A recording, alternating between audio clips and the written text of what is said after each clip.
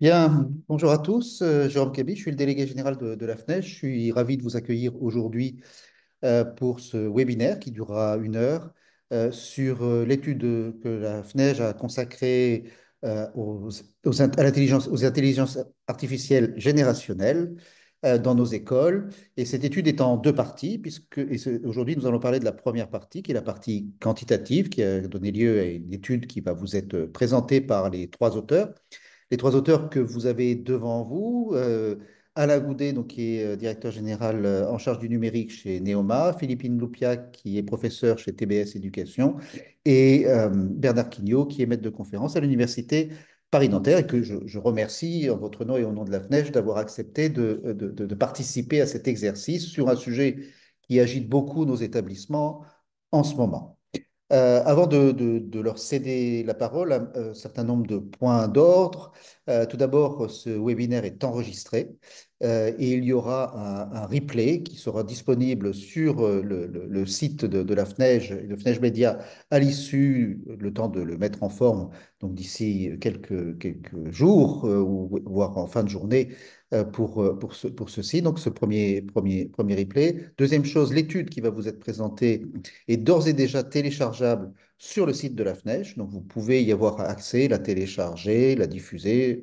Elle est libre de droit, il n'y a pas de souci. Et enfin, en termes de fonctionnement, nous sommes en Zoom en mode dit webinaire. Donc, qu'est-ce que ça veut dire le mode webinaire? C'est que vous ne pouvez pas parler. Pour autant, nous sommes là pour répondre, les auteurs sont là pour répondre à vos questions.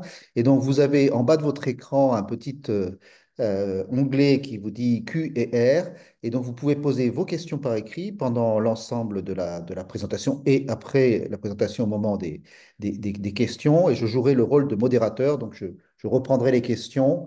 Je les regrouperai le cas échéant si elles portent sur des sujets similaires et je les poserai à nos trois présentateurs du jour. Et puis pour certains, si c'est des points plus factuels, je pourrai répondre aussi par écrit ou des membres du panel que vous avez devant vous.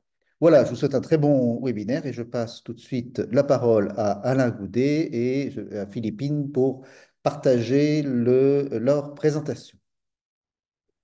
Bonjour à toutes et bonjour à tous. Merci beaucoup, Jérôme. Donc, on va effectivement passer quelques instants à vous présenter les points clés, hein, en fait, de l'étude. Et après, l'objectif est de pouvoir enchaîner sur une logique de questions-réponses. Alors, déjà, dans les premiers éléments en termes de contexte, au niveau de l'étude, l'objectif là, c'est de vous dresser un panorama en fait des IA génératives. Alors, quelques points clés. Il faut déjà avoir en tête que d'un point de vue strictement technologique, on est face à une situation qui rappelle largement la situation de l'arrivée d'Internet, hein, dans les années 94-95 en France, avec finalement une technologie qui arrive et des usages qui sont en train de se créer par-dessus cette technologie. Une des grosses différences, c'est que là où finalement l'évolution technologique autour des technologies d'Internet était somme toute assez lente, hein, puisque chaque cycle prenait 3, 4, 5 ans, voire un peu plus, là en fait on est sur des cycles qui sont beaucoup plus rapides. Dans les constats, il y a quoi? Il y a déjà, du coup, une amélioration en qualité des générations de contenu, hein, qu'on parle de textes, de vidéos, d'images, de musique, de voix, en l'espace finalement d'un temps assez court, hein, de l'ordre de 2 ans. Là, vous avez une illustration à travers une même instruction, un même prompt, hein, adressé à Midjourney, qui est un outil de génération d'images. Et entre février 2022 et août 2024, on passe finalement d'un rendu en février assez approximatif, qui rappelle largement plutôt les peintures du type de l'époque du Moyen Âge, à un rendu qui va être beaucoup plus photoréaliste, hein, à partir de la version 5, et encore plus évidemment aujourd'hui en août 2024. Donc qualitativement, en fait, la génération de contenu s'améliore très vite. Ce qui fait qu'en fait, il faut mettre à jour, hein, régulièrement ces connaissances par rapport à ce que permettent de faire ces outils. Le deuxième grand constat, c'est que finalement, assez vite, on a eu des modèles propriétaires, hein, c'est le schéma de gauche, avec tous les points rouges, donc qui sont des modèles propriétaires, notamment là de LLM, donc de génération de texte cette fois-ci. Et on a en parallèle une évolution très forte des modèles disponibles de manière open source. Autrement dit, ça veut dire que aujourd'hui, il y a plutôt pléthore de choix de modèles d'IA générative ou d'IA au global, et notamment un chiffre que j'aime rappeler qui a été validé publiquement la semaine dernière. C'est sur le site Hugging Face, vous avez plus d'1 million de modèles IA disponibles, donc en fait, vraiment beaucoup de choix disponibles. Et on voit que ces modèles open source en qualité rejoignent les modèles propriétaires. Juste, il n'y a pas la présentation hein, qui passe là pour l'instant. Ah, ça c'est embêtant. Oui, c'est Oh, je embêtant, la d'autant vois. que moi j'ai bien La voix l'écran aussi, oui. Ah oui, moi aussi. partagé. Et ça, c'est bizarre. Je peux Bah, arrêter et mais, repartager peut-être. bah oui, faisons ça. Ah bah, les autres voient la présentation, il n'y a que moi qui la vois On pas. voit la Ah, bon, bah présentation. alors ça va. Alors du coup, si tu peux passer au slide suivant, s'il te plaît. Ça y est, c'est bon. Voilà. Donc Excusez. ça, c'est... Aucun problème, Jérôme. Donc ça, c'est l'illustration de ce que j'étais en train de vous expliquer en termes de convergence entre les modèles propriétaires et les modèles open source, hein. Donc là, sur un prompt qui est le même, entre Midjourney à gauche et les deux rendus sur Flux 1, qui est le dernier modèle open source en termes de qualité, voilà, qui est extrêmement efficace, bah, on voit que finalement, aujourd'hui, générer des images de type photoréaliste sur son propre ordinateur, en fait, c'est tout à fait faisable hein, sur un temps raisonnable, hein, puisque ça prend une trentaine de secondes. Donc on a vraiment ce phénomène de convergence. Slide suivant, s'il te plaît. Alors, du coup, quand on regarde en termes d'usage, là, on est sur l'étude du cabinet Talent en avril 2024. Bon, on est sans surprise sur un usage évidemment qui se déploie assez fortement. Il y a deux chiffres, moi, que je voulais porter à votre connaissance et commenter. Le premier, c'est que 44% des personnes interrogées ici, donc représentatifs de la population française, reprennent les résultats d'IA générative sans les modifier tels quels. Donc aussi probablement sans se poser de questions en fait quant à la qualité de la génération du contenu qui a été proposé. Le deuxième chiffre qui me paraît important, c'est le chiffre de 70% pardon, des 18-24 ans qui utilisent personnellement les IA génératives contre seulement 22% des 35 ans et plus. Ça signifie quoi? Et évidemment, c'est un chiffre qui est important en termes de contexte parce que bah, dans les contextes d'université ou d'école, on est face à ce type de population. Bah, on voit en gros que les 18-24 ans développent un usage extrêmement fort, extrêmement rapide des IA génératives, là où finalement, à partir de 35 ans et plus, cet usage est déjà tout de suite beaucoup moindre, donc ce qui peut créer hein, et agrandir en fait le fossé numérique. Si on focalise dans les études existantes, hein, donc qui sont parues en fait en amont hein, de la publication de l'étude qu'on a réalisée pour la FNEJ, on a eu aussi cette autre étude talent, cette fois-ci focalisée sur les étudiants. Ce qu'il y a d'intéressant, c'est que 65% dans cette étude, hein, donc des étudiants estiment que la présence d'IA générative constitue aujourd'hui un critère de choix de leur future entreprise. Donc on voit hein, que l'impact est important évidemment dans les entreprises sur les métiers, mais même sur la capacité, presque la marque employeur, hein, la capacité à attirer de nouveaux talents. Et deuxième chiffre qu'on trouvait assez important dans cette étude, c'est que 52% des étudiants indiquent que ChatGPT les influence déjà dans leur choix. Alors, il faut prendre ces résultats là de l'étude Talent en collaboration avec Léonard de Vinci avec beaucoup de précautions, hein, puisque c'est un public assez spécifique qui a été interrogé, qui était déjà très engagé dans l'usage des IA génératives, hein, ce qui peut expliquer les deux chiffres que je viens de donner qui sont particulièrement élevés.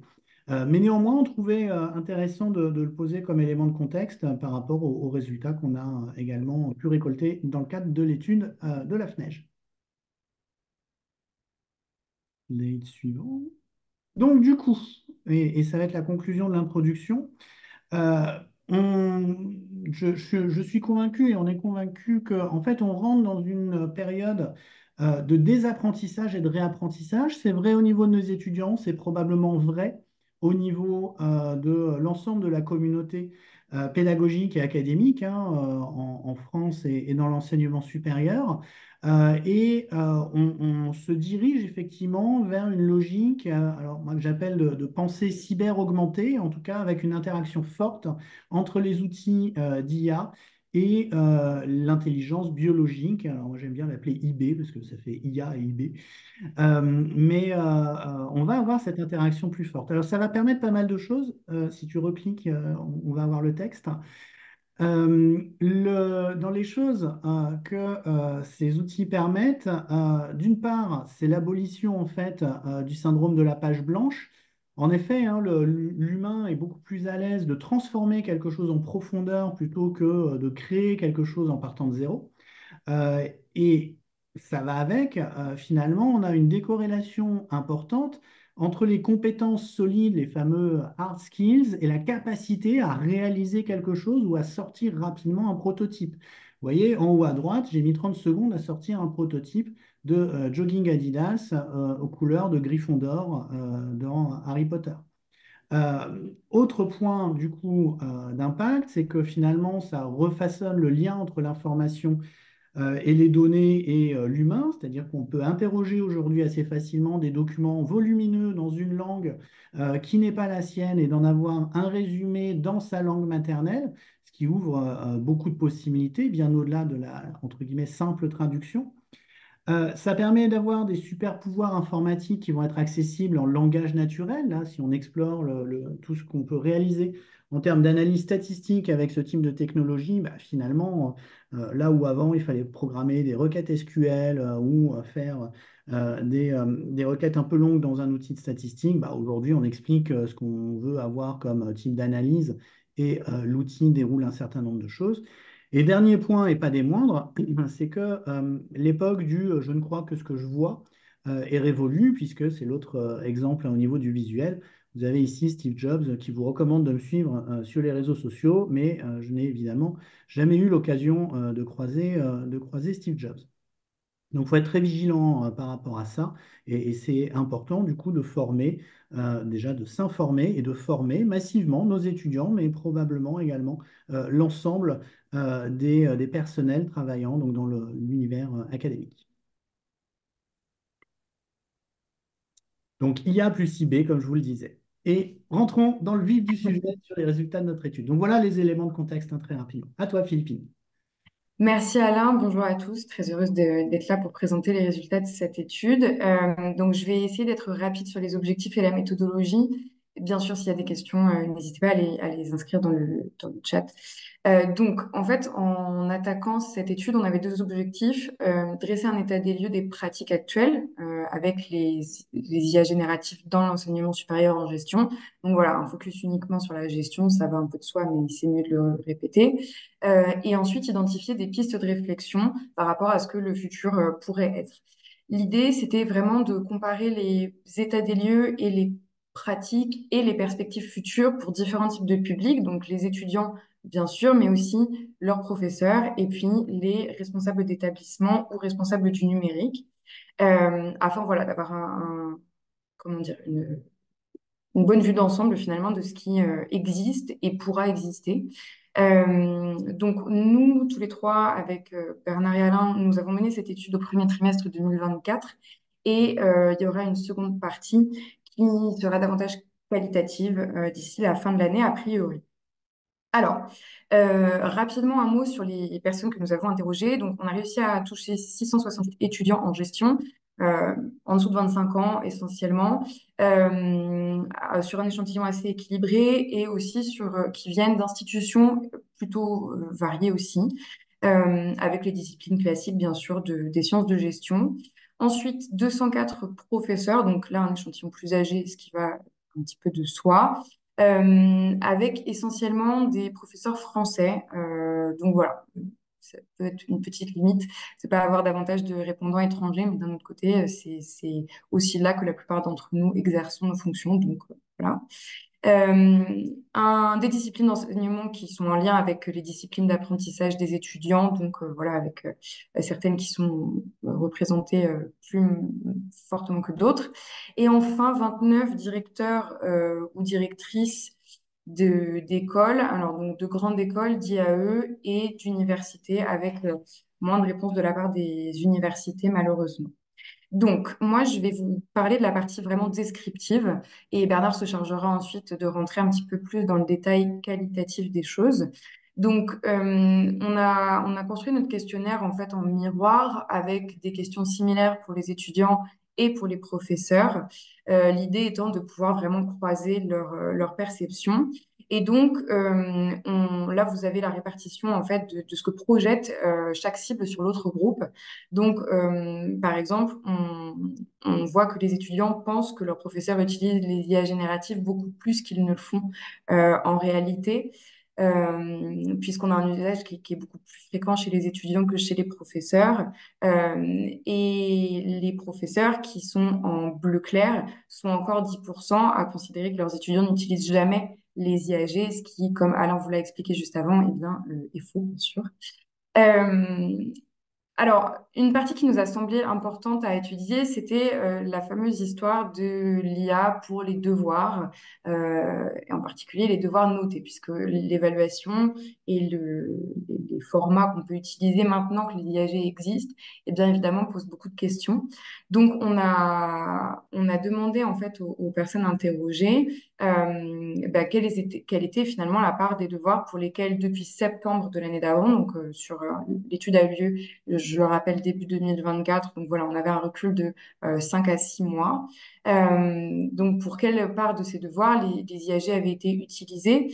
Et en fait, on s'aperçoit que les professeurs surestiment, alors sous-estiment, on a vu à la slide juste avant, l'usage général des IAG, mais par contre surestiment l'usage frauduleux dans le cadre des devoirs évalués. Donc, ça me semble important à souligner, puisque ça dresse un constat qui finalement est un petit peu moins alarmant que ce que certains d'entre nous peuvent penser. Et dans le détail, les étudiants perçoivent cet outil-là surtout comme un coach. Donc, la majorité d'entre eux a l'habitude de reformuler les réponses. Et là aussi, ça fait écho à ce que disait Alain tout à l'heure sur le fait que beaucoup de personnes prennent les réponses des IAG sans les transformer. Bon, on voit que les étudiants, eux, ils sont quand même une majorité à transformer ces réponses et à les questionner, ce qui est bon signe. Néanmoins, il en reste quand même 20% qui eh bien, copie-collent de façon partielle ou intégrale les réponses données par les IAG, ce qui nous montre bien qu'il y a quand même un travail d'éducation assez indispensable auprès de toutes les parties prenantes. En ce qui concerne les principaux usages, en fait, on constate aussi alors certaines pratiques sont communes, mais malgré tout, la logique poursuivie par les étudiants et par les professeurs est un petit peu différente. Les étudiants, eux, sont davantage dans une logique d'aide. Ils voient l'IAG comme quelqu'un, alors comme quelque chose qui va être capable de les aider en cas de difficulté. Et donc, c'est plus une logique d'accompagnement. Tandis que les professeurs, eux, sont davantage dans une logique de délégation de tâches à faible valeur ajoutée, donc par exemple traduction de contenu, adaptation, ce genre de choses, des tâches qui sont considérées comme un petit peu moins agréables ou comme chronophages. Et donc, on va utiliser les IAG pour s'en défaire. La bonne nouvelle aussi, c'est qu'en cas de réponse différente entre l'IA et le professeur, eh bien, l'étudiant accorde sa confiance au professeur. Donc, je pense que c'est un facteur de nature à rassurer la plupart d'entre nous.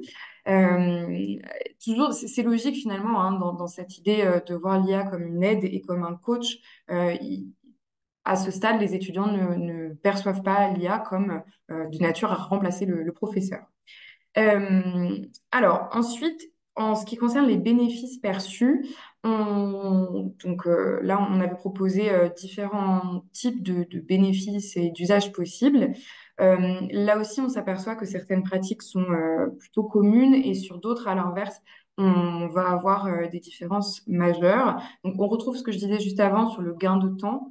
On voit par exemple que les étudiants sont 51% parmi nos répondants à considérer que ça va les aider à améliorer la qualité de leurs réponses, tandis que les professeurs sont seulement 25% à considérer que cela est possible en utilisant les IA génératives.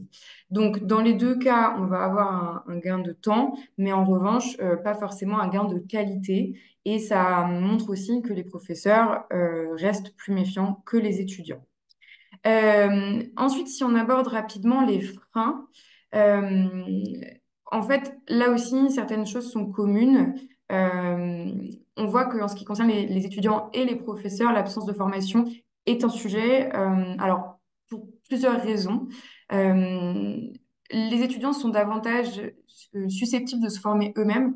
En ce qui concerne les professeurs, c'est plus compliqué parce que bah, ça requiert du temps, ça requiert des efforts personnels et aussi ça requiert de savoir comment se former tout simplement. Et donc, beaucoup de personnes considèrent que le coût d'apprentissage va être finalement trop élevé. Donc, on a une attente vis-à-vis des institutions de formation, voilà, de créer et de délivrer des formations afin de savoir utiliser ces outils-là. Donc ça, c'est quelque chose qui est partagé.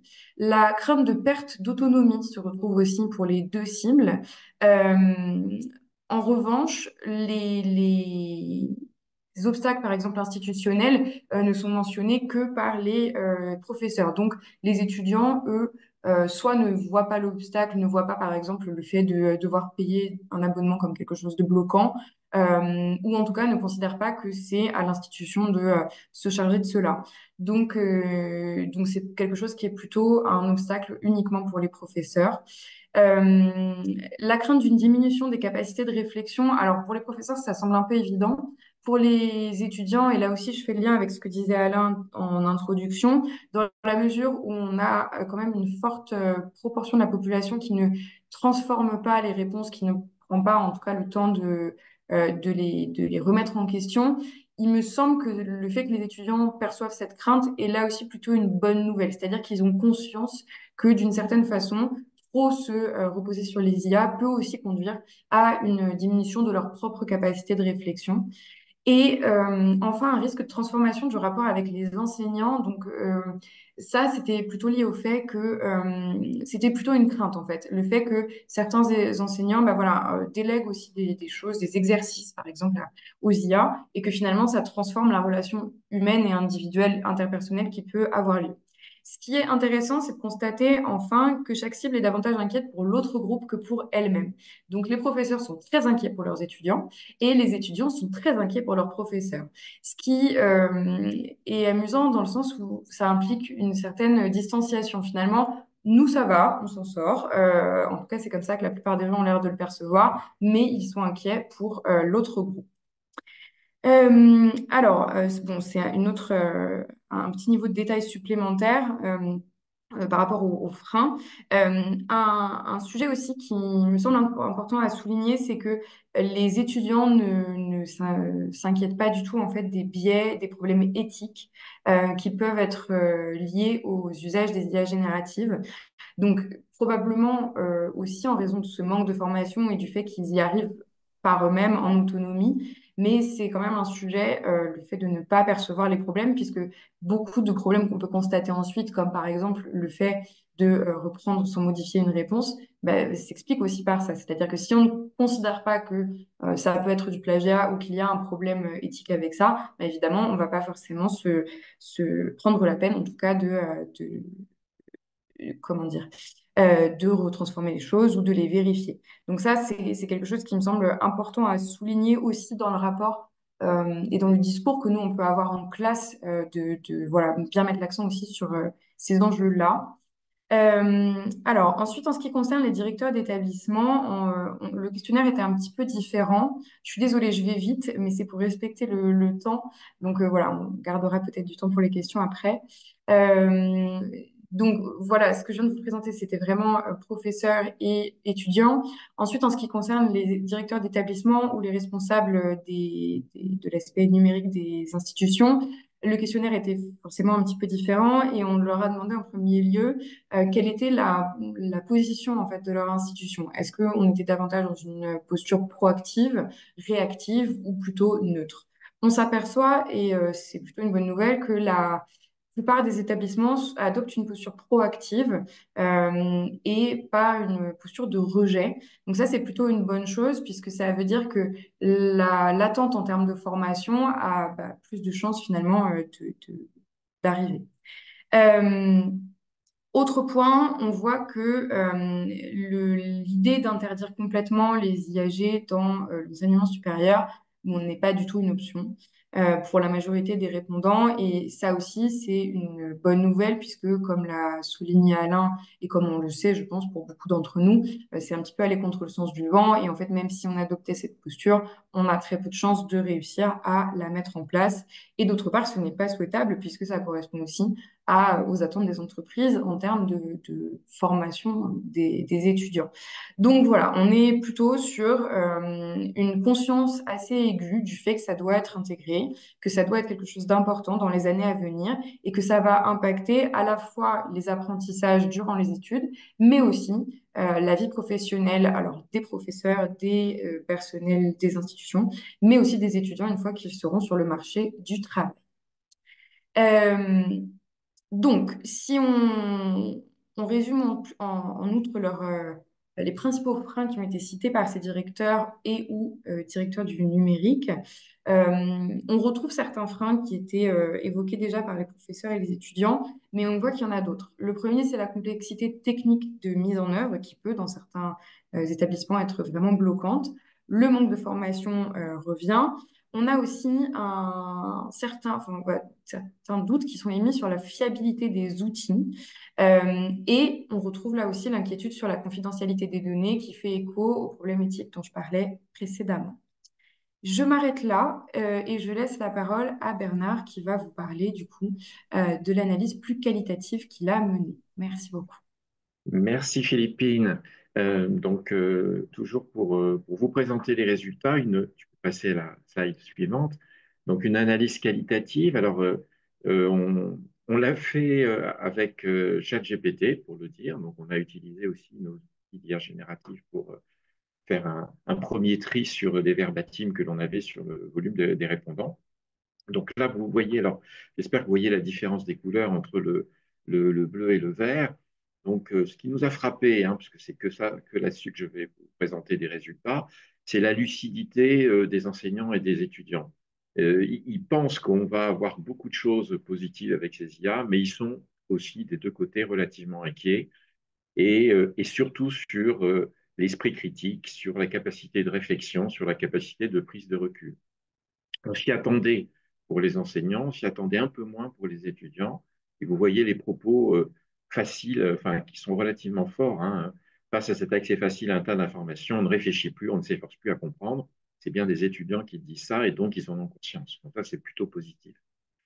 On peut passer à la suivante. Le deuxième enseignement, c'est des risques qui sont bien identifiés, et c'est aussi ce que disait Philippine, hein, plutôt pour ceux d'en face, hein, plutôt les étudiants pour les enseignants et les enseignants pour les étudiants, avec des compétences en baisse. Les enseignants, c'est le deuxième propos, hein, déjà que nos étudiants ne sont pas très forts en orthographe, là ça va être encore pire. Euh, un étudiant qui dit les IA ou une étudiante, hein, les IA peuvent dire n'importe quoi avec beaucoup de confiance, ce qui est assez fort comme type de propos. Et puis, mais l'enseignant qui corrige après, mais oui, mais nous, on sait que c'est faux, alors que les étudiants ne sauront pas que c'est faux. Donc, on voit que la lucidité est là, mais un peu avec un regard différent sur la population d'en face. J'attire l'attention sur le dernier verbatim qui était intéressant, c'est les inégalités des étudiants. Ça, c'est un étudiant ou une étudiante qui parle entre ceux qui utilisent et ceux qui n'utilisent pas. On parle quand même d'outils si on veut un outil payant, c'est 20, 24 euros par mois, c'est pas rien. Et les étudiants le savent bien et se disent qu'il va y avoir des décalages. Alors Alain vous a présenté des outils, il y a des outils gratuits aussi, mais c'est compliqué et ce n'est pas forcément ceux qui sont mis en avant. Tu peux passer à la suite.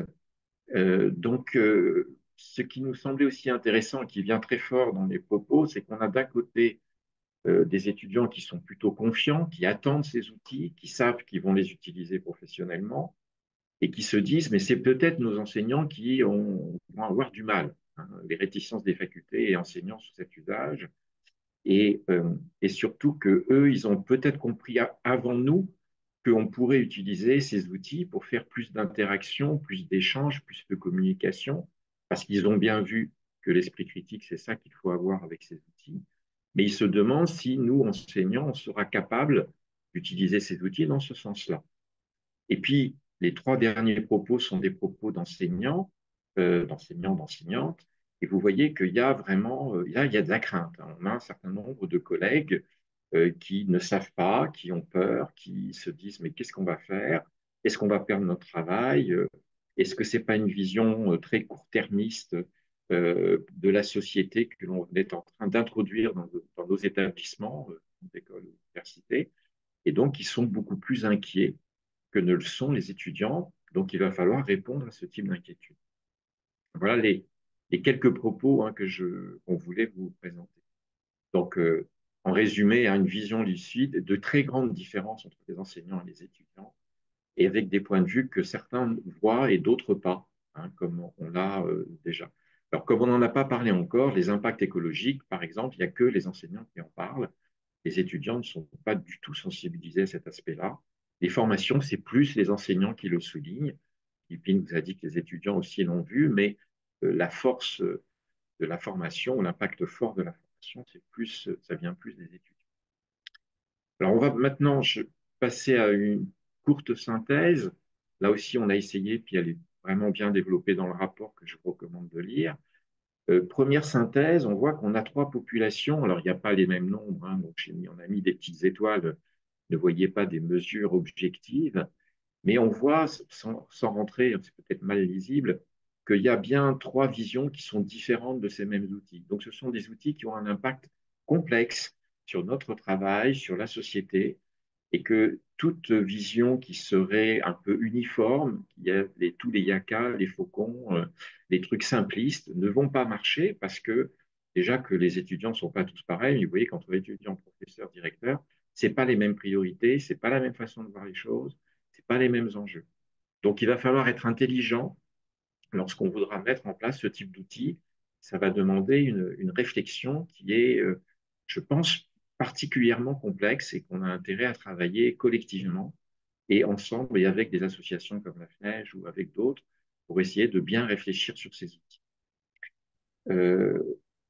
Tu peux passer à la suivante. Alors, on a fait une petite synthèse aussi en se basant sur des modèles qu'on connaît bien. Moi, je suis en système d'information, donc c'est des choses qu'on connaît et qu'on a partagé aussi, qu'on a travaillé avec Philippine et Alain. En fait, c'est assez logique, hein. Là, vous avez en haut à gauche, hein, la vision de l'usage des IAG par les enseignants. Bon, bah, vous voyez complètement à gauche, c'est les pressions qu'ils ont. La performance attendue, elle est relativement faible pour un enseignant parce qu'il y a la recherche, parce qu'il ne sait pas trop comment ça va marcher, et l'effort attendu, il est important. Par contre, il y a une pression sociale parce que tout le monde parle des IAG et puis se dit, si je ne les utilise pas, je vais être dépassé. Du coup, il a une intention d'usage qui est un peu plus faible et les effets attendus sont plutôt négatifs que positifs. Et c'est la majorité des collègues qui disent, c'est intéressant, je dois y aller, je n'ai pas tellement de choix, mais je vois en fait plus d'inconvénients peut-être que d'avantages. Donc il va falloir les rassurer, les accompagner. En bas, à droite, vous avez les étudiants. Eux, il n'y a pratiquement que des pressions positives. L'effort attendu est faible parce que ces outils-là sont très faciles à utiliser et qu'ils ont numériquement des facilités depuis leur naissance. Ils attendent des performances fortes en termes de qualité, pas tant que ça en termes de fraude et aussi en termes d'enrichissement de leur travail. Euh, et il y a une influence sociale qui est tout aussi forte. Donc, eux, ils voient plutôt le verre vraiment beaucoup plus plein que plus vide. Et ils ont attendre des effets qui sont beaucoup plus positifs. Donc, ils sont en demande et en plus, ils ont compris que cette demande-là, elle est aussi celle du marché. Nos étudiants viennent étudier pour trouver du travail après. Donc, ils se disent qu'avec ces outils et en ayant maîtrisé ces outils, ils auront plus de capacité à trouver la place qu'ils souhaitent dans leur environnement professionnel. Donc la différence de vision, donc, que j'ai pas repris, on n'a pas repris là, c'est les directeurs, mais vous voyez que la différence de vision entre les deux populations, elle s'explique. Elle est en fait, comme souvent, tout à fait rationnelle. Ce n'est pas des peureux et des non-peureux d'un côté et de l'autre, c'est que les intérêts des uns et des autres ne sont pas les mêmes. Et on revient sur cette différence qu'il va falloir prendre en compte d'une manière importante. Alors, en conclusion, avec le dernier slide, Philippine, s'il te plaît, ce qui nous semble être important, c'est de dire qu'il n'y a pas de repli possible aujourd'hui. Alors peut-être que les choses peuvent encore évoluer. Alain vous a expliqué que c'est un monde qui bouge très, très, très vite. Mais il ne nous semble pas que l'option de repli soit possible, hein. L'interdiction, rappelez-vous, Sorbonne ou Sciences Po, dans les tout premiers jours de ChatGPT, on interdit. Je vois pas comment, on ne voit pas comment on pourrait faire ça. Il faut vraiment former toutes les parties prenantes, hein, aux utilisations. C'est ce qu'a souligné Philippine sur les biais, sur la validité, sur les assignations, sur la conception.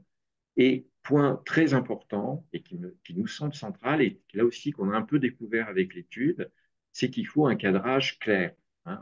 C'est des outils qui vont transformer profondément nos organisations. On doit parler de conduite du changement, on doit se poser des questions un peu de fond en se disant, ben, notre rôle, nous en tant qu'enseignants, nous en tant que directeurs d'études, et nous en tant qu'étudiants, qu'est-ce qu'il sera demain avec ces outils, comment il sera modifié, tout ne sera pas modifié, mais des choses assez profondes vont être modifiées. Il faut se mettre autour de la table pour les travailler. Et voilà, les principales questions, on les a déjà évoquées, je pense qu'on peut les laisser de côté, mais toutes sont importantes, hein, développement de compétences, l'éthique et l'écologie, euh, vraiment à souligner, et puis des points techniques et financiers. Contrairement à ce que nous disent toujours tous les vendeurs de technologie, c'est pas simple, c'est compliqué, ça marche pas forcément. Il va falloir se retrousser les manches pour pouvoir utiliser ces outils d'une manière pertinente et efficace et efficiente dans nos organisations. Merci. Merci. Je vais donc prendre la suite pour poser les questions. Alors, je vais avoir un travail de modération très simplifié parce que Alain Goudet répond à tout dans le chat. Donc, Non, j'arrive pas, il y a plein de questions. alors, juste une toute petite question très factuelle. Laura Jeanneret nous demande à quoi correspondent les étoiles dans le tableau, l'avant-avant-dernier slide Ben, de ça. c'était l'importance relative, hein. C'est pour ça que j'ai mis des étoiles. Enfin, ça, c'est moi qui ai fait le thème, donc j'en porte la responsabilité. C'était l'importance relative dans un thème. Quand il n'y avait pas d'étoiles, c'est que les répondants n'en parlaient pas dans la colonne, ou ils en parlaient beaucoup, ou ils en parlaient avec des mots qui nous semblaient être importants. Ce n'est pas une mesure mathématique de ces étoiles. Merci. Alors ensuite, il y a eu un dialogue entre Géraldine Schmitt et Alain Goudet sur la création de contenu. Est-ce que, Alain, tu voudrais en reprendre les termes principaux pour que tout le monde puisse en profiter? Oui, bah, j'avais été un peu rapide en expliquant l'impact de l'IA sur la création de contenu. Effectivement, Géraldine posait une question très pertinente sur le côté rôle finalement de l'IA par rapport au professeur. Et en fait, dans l'échange qu'on avait, il faut distinguer deux choses dans la création de contenu, hein. Il y a vraiment la dimension création, presque j'ai envie de dire, de la connaissance, donc du contenu, du savoir en tant que tel. Et là, le rôle du professeur est évidemment majeur, puisque notamment à travers son activité de recherche, bah, il est en charge de créer cette nouvelle connaissance et après de la diffuser. Et là, l'IA peut aider, mais n'est pas au cœur, hein, j'ai envie de dire, de ce processus-là. En revanche, là où l'IA générative notamment a une très forte valeur ajoutée, c'est sur la médiatisation de ce contenu et de cette connaissance, puisque bah, pour le coup, par rapport à un contenu, on va pouvoir le reformuler quasiment à l'infini pour s'adapter à tel ou tel type de public ou tel type d'apprenant. On va pouvoir utiliser la multimodalité, hein, en passant par exemple du texte à l'image, du texte à la vidéo ou passer par la voix. On va pouvoir combiner tout ça. Voilà. Et là, l'IA, pour le coup, a un rôle majeur à jouer. Et là où finalement, antérieurement, c'est quelque chose qui est une tâche assez chronophage, assez complexe. Aujourd'hui, finalement, générer une vidéo explicative ou une image par rapport à tel ou tel type de concept, c'est quelque chose qui est, somme toute, relativement simple. Alors ensuite, il y a une catégorie de questions avec en même temps des réponses sur le cadrage, c'est-à-dire dans les établissements, comment on fait pour cadrer les usages au travers de chartes, de référentiels, sachant qu'il y a, par exemple, on nous précise qu'à l'ESCP, il y a il y a une charte qui a été passée, je sais plus, parce que j'en ai beaucoup là sous les yeux, qu'à Neoma, il y en a une, mais il y a pas véritablement, si j'ai bien compris, de lignes directrices qui viendraient plutôt d'un organisme chapeau, tel que le ministère sur le sujet. Papa, Bernard, Peut-être, ah, Bernard, peut-être? oui. Ce qui nous semble, d'abord, la deuxième partie de l'étude va, je pense, mieux répondre à cette question parce que nos collègues qui font la partie entretien sont allés voir les établissements, dont Neoma, dont le SCP, on sait être un petit peu en avance par rapport à d'autres. Donc, le contenu précis va être apporté par cela. Ce qui nous semble, nous, dans les réponses qu'on a et qu'on a étudiées, c'est qu'il n'y a pas de stratégie. C'est-à-dire que c'est ça qui manque à beaucoup d'établissements, pas tous, mais beaucoup. Il n'y a pas une vision directrice qui est claire, qui est de dire, dans l'université X, dans l'école Y, voilà comment on va utiliser ces outils-là. Alors, c'est peut-être un peu tôt, mais même les établissements qui sont les plus en avance, il y a des chartes d'utilisation, ce qui paraît être un minimum. Il y en a un certain nombre qui se développent, plus dans les écoles que dans les universités, très clairement. Mais il manque encore, selon la première vision qu'on a, le chapeau, encore une fois, quelques rares exceptions près, qui est, nous, notre établissement, on souhaite faire ceci avec ce type d'outil pour tel type de population. C'est ça qu'il va falloir réfléchir et qu'il va falloir être capable de mettre en place relativement rapidement derrière. Alors, dans ce cadre-là, il y a quelques questions ou remarques qui sont autour de la rédaction des mémoires de fin d'études ou de master, de devoirs par les étudiants et la façon dont on peut ou pas gérer cela. Je vais m'y coller. Oui, alors bah, c'est sûr que c'est une question évidente, hein, à partir du moment où on demande des documents écrits, qu'est-ce qu'on fait avec tout ça? Je pense que je vais faire une réponse en deux temps. La première chose, c'est déjà, à mon avis, et ça fera probablement l'objet des réflexions si on va vers une charte commune. La première chose à se demander, c'est qu'est-ce qu'on attend de cet exercice-là? Au-delà du fait qu'on le fait parce qu'on l'a toujours fait, de faire des mémoires de fin d'études et que ça correspond à certaines directives, soit ministérielles, soit des organismes accréditeurs. Au-delà de ça, peut-être qu'il faut qu'on mène une réflexion sur l'intérêt de cet exercice-là, ce qu'on en attend en termes de développement de compétences, pas pour le supprimer, mais tout simplement pour être sûr de ce qu'on espère qu'il soit et qu'il apporte aux étudiants. Donc, je dirais qu'un premier sujet, c'est déjà une réflexion sur la nature de l'exercice. Ensuite, évidemment, en fait, une autre partie de la réponse, eh bien, c'est la formation. C'est-à-dire que on a beaucoup de comportements, alors beaucoup. Je peux témoigner uniquement ce qui s'est passé ici à l'école et avec mes collègues, ce qu'on a pu observer sur les mémoires cette année en particulier. En fait, des comportements graves et gravement déviants de la règle, on n'en a pas eu tant que ça. On en a eu, comme partout, je pense, et vous l'avez, les collègues l'ont sans doute constaté ailleurs aussi. Mais fort heureusement, ça ne représentait pas la majorité des travaux. Et il est évident aussi que je soulignais dans l'étude le fait que on a un problème très net de perception des enjeux éthiques par les étudiants. Bon, bah, à partir de là, évidemment, ça peut se transformer en comportement déviant pour ce type d'exercice. Donc, j'aurais tendance à dire que voilà, une clarification des attendus ainsi que une formation à l'ensemble de ces éléments devraient déjà pouvoir être des éléments de réponse. Après, c'est vrai aussi que ça a conduit beaucoup de professeurs à changer leur modalité d'enseignement et que c'est plus ou moins facile selon les matières que l'on enseigne. Donc tout ça doit aussi, je pense, être guidé par une réflexion collective et non pas par une réflexion en silo, établissement par établissement. Il y a des questions, et vous l'avez abordé dans votre présentation, qui a trait à la prise en charge du prix enfin, des IA génératives. Une personne évoquait l'augmentation prévisible de ChatGPT à court terme, voire des outils beaucoup plus chers et des versions beaucoup plus chères spécifiques. Est-ce que jusqu'où les étudiants vont-ils le financer? À partir de quand les établissements vont mettre ça dans leur offre? Selon quelle modalité? Y a-t-il des pistes? Je vais m'y coller à celle-là. Alors, ce qu'il faut avoir en tête, c'est que déjà, on est au début de l'histoire. C'est-à-dire que le modèle économique dans le champ et le périmètre des IA génératives est loin d'être stabilisé. Qu'est-ce qu'on observe? On observe un modèle d'éditeur, par exemple OpenAI. On observe un modèle d'intégrateur, par exemple Microsoft sous l'entité Copilot dans la suite Office 365. On observe des agrégateurs de modèles. Là, je vous renvoie vers un outil qui s'appelle Po ou un autre qui s'appelle Perplexity.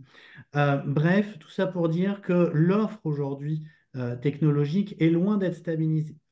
Son prix va forcément augmenter, enfin, ça va être compliqué. En fait, la capacité des modèles semblerait plutôt augmenter au fil du temps. Et en gros, les éditeurs et OpenAI en premier a dit, bah, finalement, si je mets à disposition des modèles qui sont plus efficaces, c'est tout à fait logique que mon abonnement augmente. Ils parlent d'augmenter les abonnements sur certains de leurs modèles jusqu'à plusieurs milliers d'euros par mois, hein. Ça risque d'être effectivement une trajectoire. En parallèle de ça, et c'est pour ça que dans les éléments de contexte, ça nous semblait important de vous parler de l'open source, il y a ce mouvement-là qui existe, qui se développe et qui donne d'excellents résultats. Bon, bah, aujourd'hui, un étudiant qui s'est bidouillé a accès à un modèle de classe GPT-4 open source, donc en fait gratuitement. Alors c'est très lent encore sur sa machine, mais là aussi tout ça, ça bouge. Bref, c'est très compliqué de répondre aujourd'hui à cette question-là de qu'est-ce qui va se passer réellement. Est-ce que des établissements vont intégrer les licences Copilot pour leurs étudiants? C'est très probable. Personnellement, je sais qu'il y en a. Je ne parle pas de Néoma, j'en ai croisé d'autres, mais on n'a pas fait ce choix-là. Mais la stratégie, enfin, ce qu'il faut avoir en tête, c'est que c'est aussi la stratégie de Microsoft, hein, que d'offrir un certain nombre de choses à destination des étudiants pour habituer. Donc voilà. Alors, Alain était, Il y a tout ça qui se passe, c'est loin d'être fini. Mais du coup, le modèle économique réel est loin d'être clair. merci Alain, tu t'es un peu figé, mais je crois qu'on a bien compris le message. Alors ensuite, on a des questions sur la formation au prompt en particulier, mais pas seulement. La formation et vous l'avez aussi abordé dans votre étude, à la fois des enseignants et des étudiants. Est-ce que vous pourriez revenir un petit peu sur le sujet, sur la nécessité? Je veux bien m'y coller, puis peut-être Philippine, tu compléteras. Donc sur la formation, d'abord, vraiment, il me semble vraiment important d'avoir un premier niveau qui est un niveau introductif pour que les deux populations, enseignants et étudiants, sachent ce que c'est. Moi, quand je discute, je parle de d'IA générative dans pratiquement tous mes cours. Il y en a très, très peu qui sont au courant de ce que c'est vraiment. Et donc, ils pensent utiliser quelque chose qui est un truc un peu magique. Et quand je parle avec mes collègues aussi, c'est souvent le cas. Donc, il y a un premier niveau qui est, à mon avis, impératif pour tout le monde, c'est d'arriver à faire comprendre ce que sont ces outils, ce qu'ils font, ce qu'ils ne font pas, les problèmes qu'ils posent, etc. Là, il y a des établissements, je sais, par exemple, ce qu'a fait le SCP, c'est bien, hein, donc il y a des mises à disposition de ressources, il faut faire des séminaires, il faut que tout le monde s'y mette, c'est vraiment le premier niveau le plus important. Après, il y a le deuxième niveau qui est d'utiliser. Alors, on a beaucoup parlé, mais il y a peut-être maintenant plus d'un an de l'école des prompts, de prompt engineer. Moi, ma position, c'est que c'est relativement rapide, enseigner, hein, il ne faut pas des heures et des heures. Le problème majeur, c'est ce que vient de dire Alain, c'est qu'il y a plein d'outils qui sont tous différents, qui font des choses différentes. Donc, il va falloir à un moment donné choisir l'outil sur lequel on forme. Donc, on va revenir à une décision qui va être prise à un moment donné. Donc, la partie introductive que j'évoquais, ça, c'est pour tous les outils. Il faut dire, voilà, tous les outils vidéo, tous les outils de contenu et quels que soient les contenus, ça, on peut le faire. Par contre, quand on va arriver sur l'outil, on va forcément être outil spécifique. Et là, ça va être un petit peu plus compliqué parce qu'il faut avoir fait des choix. L'école du prompt, à mon avis, c'est pas un vrai problème. On peut, en quelques tutos, expliquer pourquoi il faut des prompts, quel type de prompt il faut. Et c'est pas la peine d'y passer des heures. Le plus compliqué sont que ces deux niveaux, l'initiation, je me répète, et la maîtrise d'un outil. Faire des belles choses avec mid-journée, c'est plusieurs dizaines d'heures de travail de façon à pouvoir maîtriser ce type d'outil. C'est pas du tout évident. Bien utiliser ChatGPT pour faire de la recherche, comme le font certains de mes collègues, c'est vraiment du travail. C'est pas du tout évident de le faire correctement et il faut se former effectivement. Dans les deux cas, que ce soit étudiant ou enseignant. Alors, des questions, alors parfois avec des réponses, mais sur les, puisque ça semble être quelque chose qui travaille l'ensemble des collègues, sur les outils de détection de l'usage, notamment dans la production des étudiants. Une solution a été évoquée dans une des questions, zéro GPT, mais aussi il y a des questions sur l'existence même et l'efficacité de ce type d'outils. Est-ce que vous avez des informations sur le sujet? J'y vais, je compléterai. Oui, alors il y a des outils, 0GPT, il y en a un autre, nous, à TBS, on utilise Compilatio par exemple. Effectivement, ça ne peut pas servir de preuve. C'est-à-dire qu'en fait, l'outil va vous donner un potentiel d'usage de l'IA. Mais par exemple, si l'étudiant a utilisé DeepL pour traduire tout son mémoire, bon, bah, le truc va ressortir avec 90% d'IA, alors que bah, peut-être que l'étudiant a fait le travail intégralement par ailleurs, mais le fait d'avoir utilisé une IA pour traduire fera monter ce taux. Donc, il faut prendre ces choses-là avec précaution et il faut aussi, je crois, enfin, je crois, ce qu'on croit tous les trois, ça fait en fait complètement écho à cette histoire de formation, c'est-à-dire que comment on détecte l'IA dans les mémoires, enfin, une question peut-être un petit peu complémentaire à ça, c'est pourquoi, pour quel type d'usage les étudiants vont avoir recours à de l'IA pour leur mémoire. À nous, enseignants, de définir ce qu'on considère comme tolérable ou pas. À nous aussi, je crois, indépendamment des outils, de nous faire un petit peu confiance. En ce qui concerne, je peux citer un cas qui est arrivé cette année, qui probablement est arrivé dans d'autres institutions aussi, des étudiants qui ont généré des bases de données ou des faux entretiens pour leur mémoire. Bon, on le voit en fait, hein, la façon dont l'entretien est rédigé, comme le soulignait Bernard, les étudiants qui font ce genre de choses, généralement sont très loin d'avoir une maîtrise absolue et poussée des outils. Donc finalement, ça se voit assez rapidement. Et il y a quand même un certain nombre de choses, idem pour la bibliographie.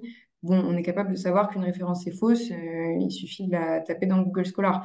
Donc, il y a quand même beaucoup de choses sur lesquelles il faut aussi nous faire confiance et ne commençons pas, je pense, nous, professeurs, à considérer qu'on a besoin d'une IA pour détecter l'IA en permanence. Peut-être voyons les choses sous un prisme un petit peu différent, qui serait comment faire en sorte d'avoir un usage éthique et acceptable de ces outils-là. Je ne sais pas si ça répond complètement à la question, mais voilà, je pense que c'est un peu vouloir à tout prix détecter l'IA, c'est un faux problème parce que finalement, une fois qu'on l'a détecté, qu'est-ce qu'on fait? Il faut que l'étudiant comprenne que d'une certaine façon, bah, il n'a pas acquis la compétence qu'on lui demandait et qu'il n'a pas fait le travail qu'on attendait de lui. C'est pas simplement une histoire de détection du résultat. Oui, J'aimerais, oui, oui, pardon, vas-y. pardon, si je peux juste ajouter une chose. Alors, on va partager des expériences. On n'a bien sûr pas la science infuse et la vérité. Je vous l'ai dit tout à l'heure, c'est compliqué. Mais déjà, expliquer aux étudiants en amont des mémoires, voilà ce que vous pouvez faire avec des IA et le dire clairement. Et il faut le signaler, il faut le dire. Moi, certains de mes étudiants me regardent avec des grands yeux en me disant, ah bon, on peut les utiliser? Ben, oui, il faut les utiliser. C'est des outils qui sont là. Et par contre, vous devez dire pourquoi vous les avez utilisés, comme dans beaucoup de revues, ça commence à se faire, nous, enseignants-chercheurs, on le sait, et expliquer qu'est-ce que vous avez fait avec ce type d'outil. Parce que la détection automatique, à ma connaissance aujourd'hui, ne fonctionne pas et il y a des faux positifs. Et donc ça, c'est vraiment grave d'accuser quelqu'un alors que ce n'est pas vrai. Donc on n'est pas du tout au niveau de compilation avec les copier-coller sur Google. Donc ça, on ne sait pas faire. On n'a pas cette qualité de détection. Donc c'est très dangereux de se fier à ce type d'outil. Et je pense, moi, plus qu'il faut revoir pourquoi on fait des mémoires et discuter avec les étudiants et établir des usages corrects. Ça paraît correct d'avoir des idées, ça paraît correct de faire ce genre de choses, ce n'est pas correct de faire ce type de choses. Et dernier point anecdotique, j'ai fait des soutenances de mémoire parce que c'est l'époque en M2, voilà, et on en a tous fait. ben, quand vous voyez dans le mémoire un paragraphe qui paraît un petit peu étonnant, vu les formulations, etc., ben, au moment de la soutenance orale, on va interroger l'étudiant ou l'étudiante sur ce paragraphe-là. Et je garantis qu'en espace de 3 secondes, on sait si c'est lui ou elle qui a écrit et si même simplement il a compris ce que le chat GPT ou le Gemini ou le Perplexity ou le Claude lui a dit. Et donc avoir une soutenance qui permet de confronter l'écrit à l'oral me paraît être aussi une solution. C'est coûteux en temps, mais ça me paraît être une solution intéressante. Merci. Alors, il y avait une question de Marie-Hélène Gonesse sur le retour d'intervenants apprentis dans les entreprises cette fois-ci, où on leur interdit d'utiliser l'IAG pour des questions de confidentialité. Alors j'ajouterai un retour que j'avais eu des auteurs, mais de la deuxième partie, sur le danger que pourrait représenter pour les enseignants d'utiliser les IAG pour générer leurs examens ou des questions posées aux étudiants s'ils utilisaient, une fois que c'est passé par ChatGPT, ça devient public. Quelqu'un veut réagir là-dessus? Donc, c'est sur le problème de la confidentialité de ce qu'on met à l'intérieur de ces outils. Enfin, je pense qu'Alain peut compléter aussi, et Philippine, mais oui, bien évidemment. Alors, si on parle des entreprises qui interdisent l'utilisation, ça c'est un sujet que je connais, on est en train d'étudier pour des questions de gouvernance. Toutes les études montrent que dans les entreprises où on interdit d'utiliser, c'est quand même utilisé. Et que donc, il y a des cas de Samsung, il y a des cas qui sont très référencés. Comme ce n'est pas autorisé, on le fait sous le manteau ou chez soi ou avec des outils non déclarés. Il y a des entreprises qui ont vu divulguer leurs données confidentielles parce qu'ils avaient été un peu, se sentaient à l'abri avec l'interdiction. Mais l'interdiction, elle a été détournée. Ce qu'on appelle le shadow AI, hein, et qui existe de manière manifeste dans toutes les entreprises. Donc l'interdiction, moi, j'y crois pas. Je pense que c'est par l'établissement de modèles qui existent aujourd'hui, qui sont des modèles en entreprise qui permettent de privatiser les données et de ne pas utiliser, bien sûr, ça paraît une évidence, des modèles qui sont des modèles ouverts, où toutes les données remontent dans des serveurs aux États-Unis, en Chine ou ailleurs. Donc il y a des solutions techniques pour privatiser. Je ne crois pas du tout à l'interdiction, je crois plutôt encore une fois, à la formation et à l'incitation des gens d'utiliser des outils d'une manière convenable. Moi, j'enseigne en MIAGE, tous les gens qui font du code utilisent des IAG pour faire du code. Je sais faire personne, et on sait que à bientôt, ce sera le cas dans pratiquement toutes les entreprises. Donc, si on ne le fait pas, on va former des gens qui seront à contre-courant de l'évolution du marché, de mon point de vue. Alain, tu voulais ajouter ou Philippine? Non, mais la réponse de Bernard est très claire. L'interdiction, en fait, c'est une fausse bonne solution parce que c'est ni plus ni moins que la stratégie de l'autruche, hein. En gros, qu'est-ce qui se passe? J'ai vu passer des études là-dessus, hein. D'ores et déjà, 68% des utilisateurs d'IA générative n'en parlent pas à leur manager. Donc on voit bien que ce qui s'installe, c'est je vais utiliser mes modèles d'IA entre guillemets personnels pour faire le travail et finalement les infos vont partir dans la nature. Ça, c'est un état de fait, hein, ça a été montré. Malgré tout, le vrai sujet, c'est du coup comment clarifier les règles du jeu. Nous, d'un point de vue organisationnel, on a fait le choix d'aller vers un usage intelligent des IA. Donc, on a fait le choix de former massivement et de pouvoir donner accès à des outils qui sont quand même un minimum sécurisés pour éviter que les données partent de manière incontrôlée, on ne sait pas trop où. Et après, dernier point, quand même, pour aussi détendre un peu l'atmosphère, je ne sais pas si vous connaissez ce chiffre, mais 92% des données de l'Europe occidentale sont hébergées aux États-Unis. Donc, je ne sais pas pourquoi tout le monde s'excite là tout d'un coup sur mes données sont en train de partir à droite à gauche, mais en fait, elles sont déjà parties ailleurs. Donc, voilà, il faut être très vigilant. Il y a plein de cas hein, qui montrent que effectivement, ces données, elles remontent et elles peuvent ressortir. Bon, c'est un risque d'après OpenAI qui tend vers zéro parce qu'ils amassent tellement de données que voilà. Mais le meilleur moyen, ça reste quand même de poser un cadre, poser une charte, proposer ses propres outils qui ont été validés. Je parlais de l'open source, on peut parler des modèles ouverts. Enfin, il y a beaucoup de manières aujourd'hui de faire des choses un minimum sécurisées par rapport à ça. Merci, on arrive à la fin de ce webinaire. Je suis désolé pour ceux qui ont posé des questions et pour lesquels considéraient qu'ils n'ont pas obtenu de réponse. J'ai essayé de regrouper le mieux possible. Je rappelle plusieurs choses. C'est que d'abord, merci aux intervenants, aux trois intervenants de ce jour. Merci pour leur travail et les apports que ça peut constituer pour notre communauté. Je rappelle que l'étude est téléchargeable, donc si vous voulez avoir plus de détails, est téléchargeable sur le site de la FNEJ. Donc, vous pouvez dès maintenant aller la télécharger si vous le souhaitez.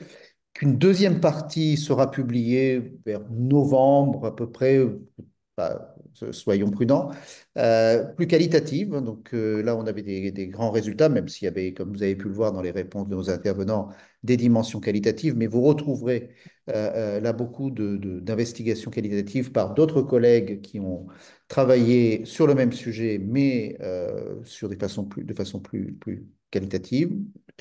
Et je vous informe que également, puisque c'était précisé dans des questions, que le replay de cette présentation sera disponible sur le site de FNEJ Média. Donc, il faut nous donner juste le temps de mettre en forme. Donc, vous pourrez, si vous regardez et si jamais des réponses vous ont paru, non pas absconses, parce que j'ai trouvé nos intervenants très clairs, mais nécessitant d'être réécoutés, vous pourrez aussi réécouter. Et pour ceux, vous pouvez indiquer à ceux qui n'ont pas pu assister qu'ils peuvent écouter l'enregistrement de cette session. Donc, je vous donne. Donc, c'est pas, on me signale que le replay est sur YouTube FNEJ et pas sur FNEJ Média. Donc, voilà, je donne une mauvaise indication, mais je suis rappelé à l'ordre immédiatement. Donc, je vous souhaite une très bonne journée, puis rendez-vous pour notre prochain webinaire qu'on fera sur la deuxième partie consacrée aux IA génératives dans les établissements de gestion. Et je vous souhaite une bonne après-midi. Au revoir. Au revoir, Merci à tous, au merci. revoir. Merci beaucoup, au revoir.